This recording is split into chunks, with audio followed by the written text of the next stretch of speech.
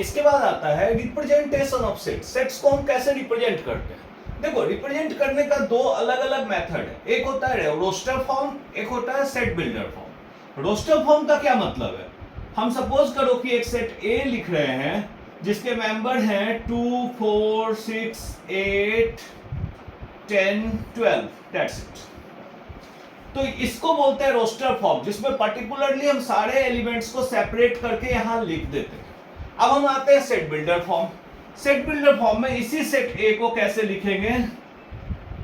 x such that x is an even number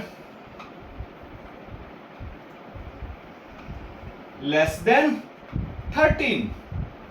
हम इसको देख के कह सकते हैं कि x an even number less than 13, 13 से छोटे जितने इवन नंबर, मतलब 2 4 6 8 10 12, दोनों सेम ही बात बता रहे हैं, बट ये लैंग्वेज में होता है। इसको बोलते हैं सेट बिल्डर फॉर्म, जिसके हेल्प से हम सेट को बिल्ड करते हैं। और ये जो होता है ये रोस्टर फॉर्म होता है, टेबुलर फॉर्म होता है। बेसिकली इसमें हम सारे मेंबर्स को लिख देते हैं। अब जैसे सपोज करो, हम और एग्जांपल लेते हैं।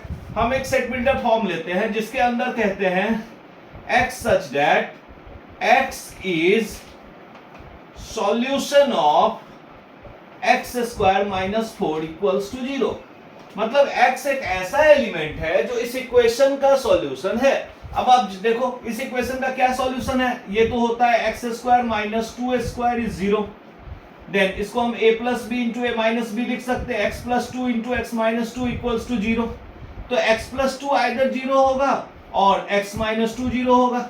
That means x या तो यहां से 2 होगा और x इक्वल्स टू 2 होगा। That means इसी को अगर हम सेट बिल्डर फॉर्म में लिखते हैं तो हमारा एक सॉल्यूशन है 2, दूसरा -2।